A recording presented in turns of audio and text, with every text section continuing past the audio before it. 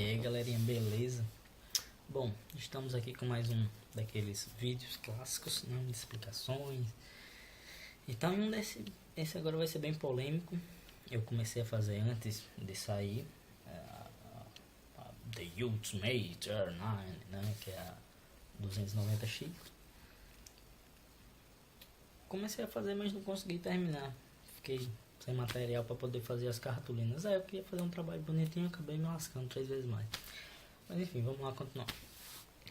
E bom, não sei se vocês perceberam, tô com pouca luz, bem pouca luz. Faltou luz na minha casa, eu aproveitei. Tá super silencioso e aí o vídeo foi com um áudio melhorzinho para vocês. Vamos lá. Eu vou fazer uma pré-introdução, né? Já fez uma introdução. Utilizei uma cartolina azulzinha. Queria uma roxa, não consegui. Porque não é roxo. Enfim, não sei. Queria misturar o verde com o vermelho para deixar, né, diferente. Fiz uma verde, explicando um pouco sobre o lado da Nvidia. Ia fazer um vermelho e fiquei sem giz de cera. Por isso que eu acabei não fazendo todo ele de uma vez só. Mas enfim, vamos ao ponto. Eu ainda vou fazer esse vermelho e vou postar junto ele completo. Então relaxem, se vocês quiserem ver ele depois, vocês podem ver. Também eu vou fazer uma versão sem a cartolina, mas só explicando, voz mesmo. Pode ser que alguém queira assistir, queira saber mesmo, não tendo o papel em si, né, para eu explicar os pontos e enfim. Vamos ao ponto principal, né? Eu vou me utilizar, né, das coisas que mais são atuais no momento, né, e explicar um pouco para vocês os lados da moeda, o que está acontecendo, porque de uma marca está fazendo isso, porque da outra marca está fazendo aquilo, enfim, vamos lá. A Nvidia ela parou de produzir placas em 2012.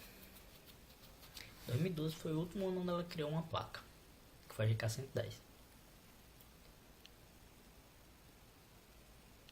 Mas não lançou a Titan, não lançou a 780, não lançou todas essas placas, mas vocês têm que ver que essas placas são GK610. Essas placas na realidade elas já tinham sido feitas e seriam colocadas no modo mainstream na realidade. Acontece que a 680 na realidade deveria ser a 660 Ti. Só que a Nvidia não encontrou uma barreira, algo que, né, rivalizasse de uma forma correacionária, nem sei se essa palavra existe, mas estou inventando agora, se não existir, me processe se você não gostar, que ela não tinha concorrência, querendo ou não. Quando ela lançou a geração 6, ela já tinha uma vantagem estupenda da AMD. Ah, não, mas os frames estão muito... Mas aí que você tá olhando tudo errado, cara. Você não mede a jogabilidade de um jogo pelos frames que estão sendo exibidos, entre aspas, na tela. Se eu não me engano, na AMD e Nvidia atualmente, em jogos comuns, né, sim, corriqueiros, eles passam por 9 etapas até passarem para o seu monitor, entende? Na segunda etapa, esses frames são contados. Entre a terceira e a nona etapa, pode acontecer tanta coisa, e na realidade você tem uma jogabilidade horrível, tendo, entre aspas, 100 FPS. E aí que a Nvidia criou o famoso overlay, que é para explicar um pouco e correlacionar isso com o frame time, que é o que realmente mostra se a gente tem lag, não vai ter lag, o famoso stutter, mini stutter, enfim. By the way, se vocês não sabem o que é stutter, eu vou fazer uma leve e breve explanação aqui para vocês.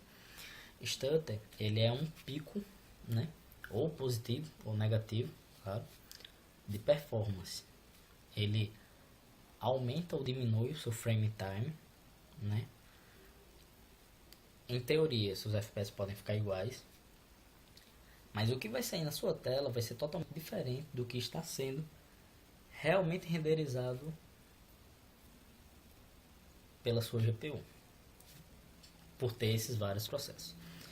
E aí a AMD ela enfrentou um problema absurdo, principalmente com duas placas ou mais, mas até com uma placa já era visível a diferença. Se eu não me engano, o SLI de 680, ela na maioria dos jogos não passava de 30, 40 ms, né? Com um CF de 7970 GHz batendo mais de 100 FPS, que seria uma coisa que o frame time deveria estar de 10 ms para baixo, ele batia picos de mais de 100, 120, 150 ms. Isso significa que mesmo que seja por algum pequeno, por um espaço minúsculo de tempo, mas você ficou com que 7 FPS na sua tela. Isso é uma placa que lhe dá mais de 100 FPS. Você vai aceitar ter 7 FPS em um determinado momento? É o mesmo que você tem um carro. Ah, cara, eu vou ali, gastei uma grana danada, comprei um carro dos meus sonhos. Tô dando um exemplo básico, que é um carro dos meus sonhos, que é ter um Fiat Coupé. E aí o carro corre numa velocidade extrema, mas do nada, às vezes eu vou acelerar ele não passa de 25 km por hora. E aí, cara? Você vai fazer o quê? Você não tem o que fazer. Ele é assim, pronto. E aí? O que você pode fazer é você revender e trocar por outra coisa que você acha melhor. Acontece que normalmente as pessoas ainda não têm total conhecimento disso, muito menos do NVIDIA Overlay, que é um gráfico, né, um tipo específico de software que ele analisa isso de forma muito detalhada. Ele analisa o frame e ele consegue pegar a diferença entre cada bloco de renderização. Vou tentar explicar isso para vocês de forma rapidinha aqui, como é que funciona isso. Vamos dizer que você tem uma tela, né? E aquela tela tem 2K HD, né? Full HD. E aí ela tem, sei lá, um exemplo, né? Seria 16 por 9, pronto, 16 por 9 blocos, né? Beleza? Se por algum momento esse stutter acontecer, além dele dar um lagzinho, ele pode acontecer a pior parte, que é a quebra de frame. A quebra de frame é uma coisa horrenda e que todo mundo odeia. Inclusive o Dennis, ele tem um vídeo ali que ele demonstrou mais ou menos, mas muita gente que já está acostumada com um motor de, sei lá, 15 Hz, não sei que motor o povo está acostumado aí, não entendeu ainda. Ele fez de novo outro vídeo, o povo não entendeu, e só no último vídeo que ele colocou em slow motion, mesmo assim teve muita gente que não entendeu, então é complicado de explicar isso. Mas vamos lá. O olho, ele tem uma função chamada Motion Blur, que é uma espécie de acompanhamento de movimento, certo? Até aí tudo bem. Mesmo que por algum momento você vê algo se movimentando em tal velocidade, seu cérebro calcula que em tal momento determinado pelo frame time, por incrível que pareça, apesar do olho da gente ser contínuo, ou seja, os FPS são ilimitados, não existe isso de 30, 60, 120, 500, 1 zilhão. Nós temos FPS limitados. E aí, mesmo que por algum momento algo aconteça, ou seja, por exemplo, você fecha esse olho, ou você fecha esse, você praticamente não vai ver o objeto aqui. Mas o seu cérebro já gravou o formato, entre aspas, né, do objeto, e ele calculou a distância que vai. Então ele dá uma espécie de ray tracing dali e manda aquela informação, e você imagina que aquilo está se andando ainda, pensa que por algum momento ele tivesse parado, mas você imaginou porque o seu cérebro se acostumou com aquele tipo de movimento. Então, existem muitas pessoas que, por já estarem acostumados por um tipo específico de monitor, ou por uma marca, um modelo especial que seja bem lento, ele não vai perceber essas diferenças básicas. Enfim, vamos voltar ao assunto. E aí, o frame time, essas quebras, esse frame time, ele pode afetar drasticamente as quebras de frame. O NVIDIA Overlay, o que ele faz, ele é muito rápido de achar, inclusive. Está em fase alfa ainda de testes, ou seja, só os picas da galáxia, os supremos mestres Kaiô do universo vão ter eles em mão. Eu só vi 2 sites até hoje, eu tive que garimpar muito para achar eles, com pessoas testando, claro, não tem download dentro do programa. E inclusive um deles fala sobre a visão humana. Um desses sites é sobre a visão humana, para você ter ideia do nível que ele funciona. E aí ele pega cada bloco desse de gravação, que realmente sua placa funciona dessa forma, e ele analisa e mostra, por exemplo, aqui não quebrou, aqui quebrou, aqui não quebrou, aqui quebrou. Então vamos ver o que a gente pode fazer nas nossas placas para melhorar elas. A NVIDIA liberou isso há pouco tempo, mas a NVIDIA usa isso, se eu não me engano, vai desde 2009 ou desde 2010 para criar suas placas. Ou seja, ela já tem um background avançado para melhorar uma coisa, um defeito entre aspas que ela não tinha, mas pensava que já poderia existir. E na hora que cria as placas, já lançava elas perfeitas. A AMD ela sempre vem com aquele velho dilema, né, de custo-benefício, custo-benefício, custo-benefício, games. E foi o que ela fez. Ela jogou placas extremamente fortes, né, que usam zilhões de processadores simples. Processadores simples são bem mais rápidos em efetuar tarefas simples, que é o que uma GPU em jogos faz, pelo menos na geração atual que a gente tem. Claro, não usa FP65, FP64, não tem nenhum tipo de programação em low level, que isso eu vou explicar depois, quando eu estiver explicando sobre o Mantle, e eu vou explicar as tecnologias entre a AMD e explicar sobre as NVIDIA. E sim, e aí acaba que ela joga só o famoso frames, FPS, e o povo acaba caindo nessa grande falácia e dá o que dá. Foi lançado agora há pouco o driver novo, beta e tal, enfim, que melhorou muito isso. Mas mesmo assim, você ainda vê spikes, né, que são picos, né, sejam positivos ou negativos, que inclusive são encontrados até na R9 290X ainda, mesmo com o Crossfire ativado, e mesmo pela PCI Express, que é umas 3, 4 vezes mais rápida do que a banda pelo cabinho, agora esqueci o nome da bodeguinha.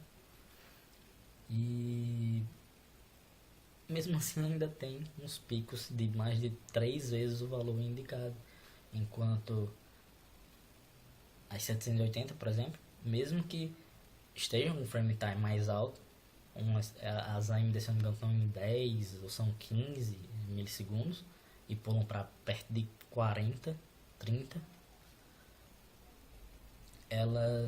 as NVIDIA ficam em torno de 30, 35, mas fica famoso estéreo, fica fixo, liso. Ou seja, você não vai ter uma quebra, não vai ter uma hora que você vai dizer, pô, peraí, mas o cara se torou no meio enquanto eu virei pro lado. Aquele famoso quando você vira pro lado, assim, e o frame se quebra porque ele não chegou a passar pro lado, porque deu um pico, o frame time, um pico negativo nesse caso, ou até positivo, pode também ocorrer quando é positivo. E aí ele não chegou a renderizar o final do frame, mas você mudou e ele teve que recomeçar. E aí ficou aquela quebrada que é horrível. Todo mundo odeia isso. Eu acho horrível. Nem na minha 570 eu vou comprar uma R9 para ter isso. Comprei minha placa por R$ 390 com dentes no começo de 2012. Até hoje eu tô rodando com ela, não tive um instante na minha vida. Eu vou ter agora comprar uma R9 para dar isso. Pagar 6 vezes o valor da minha para ter. Eu não faria. Enfim, até hoje ainda acontece. Claro que, mesmo que seja um stutter, um pico, é perceptível. Você vê em gráfico, você vê em benchmark, você vê isso claro. Mas não é algo que talvez atrapalhe o seu gameplay. Que foi a jogada da AMD em passar a banda por baixo. Vocês sabem, antes de mais nada, por que a AMD teve que fazer isso do PCI Express? A forma que a AMD funciona no Crossfire chama-se linear. Significa que a informação ela tem que passar da placa 1 para a placa 2, para a placa 3, para a placa 4, para fazer um frame, para dar uma curva e fazer de novo todo esse percurso. Isso é linear. Ela passa direto, faz uma curva e volta começando do começo.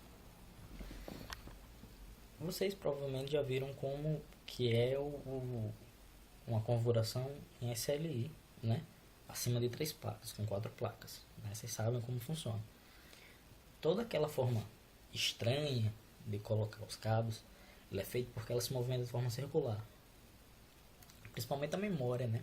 A chamada VRAM, ela é distribuída de forma um pouco diferente.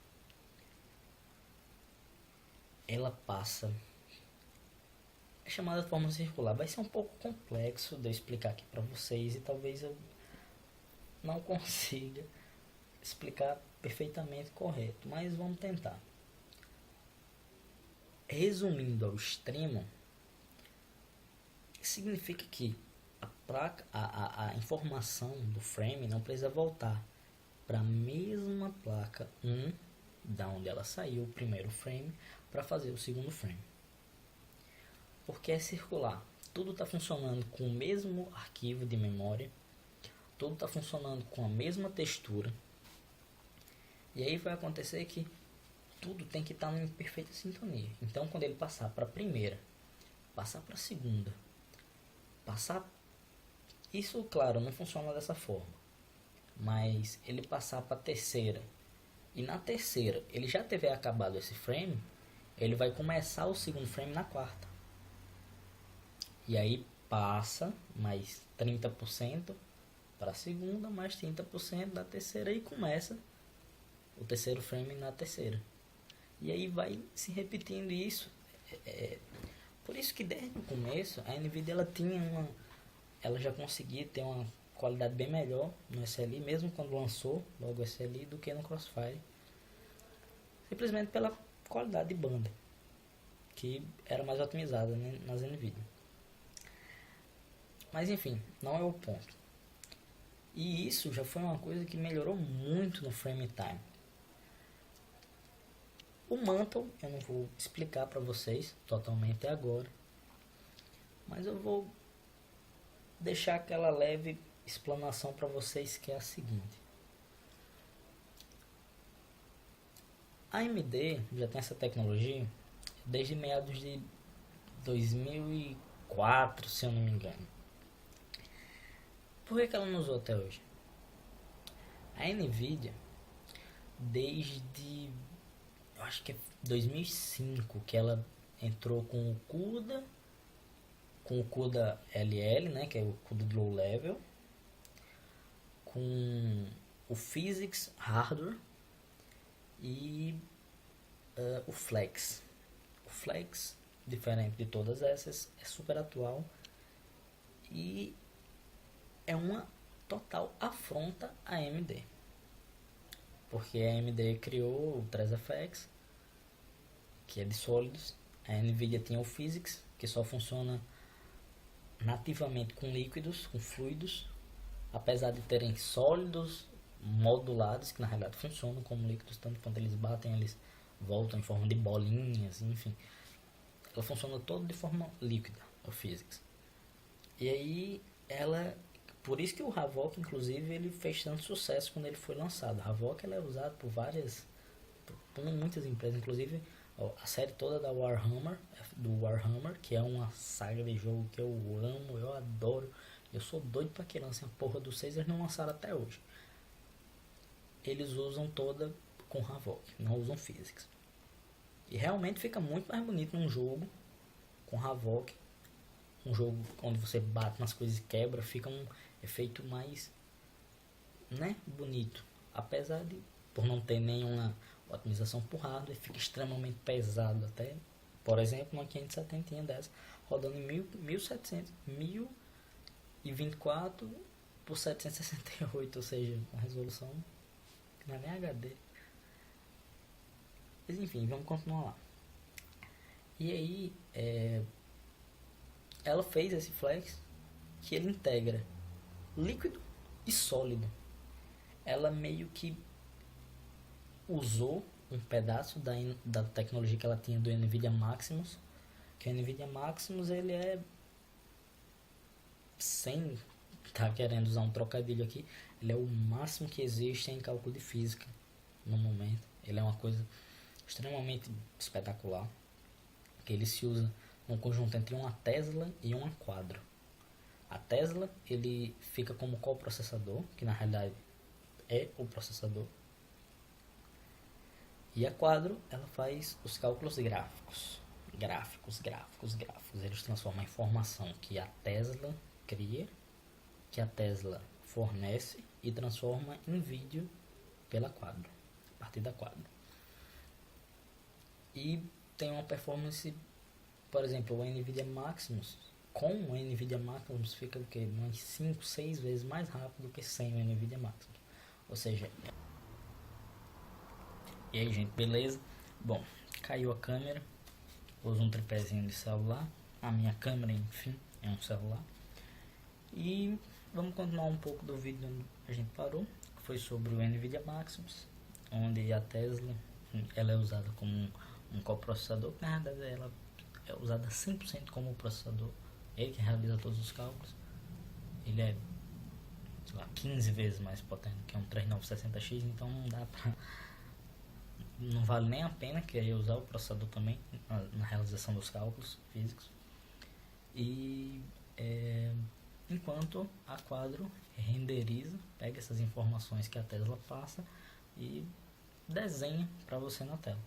É um combo perfeito, absoluto. A Nvidia tá parabéns, ela vem sempre tentando globalizar ali o mundo, pegar e, entre aspas, dominar todas as áreas. É mais caro, é mais caro. Elas são mais caras porque elas oferecem mais coisas.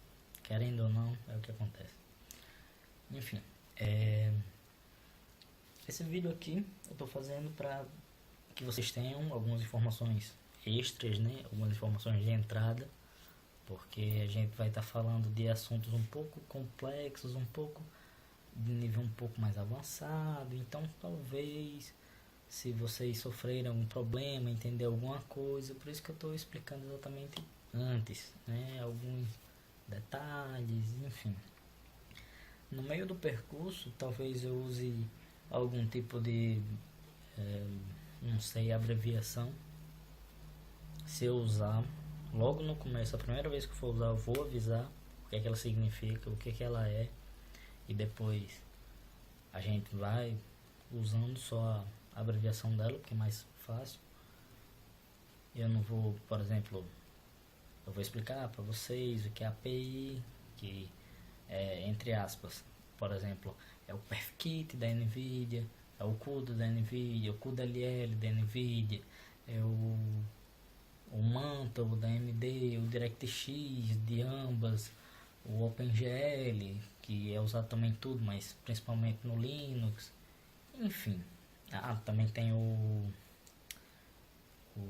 meu Deus, como é aquele que é universal, que usa em celular? Bom, eu esqueci qual é o nome dele. E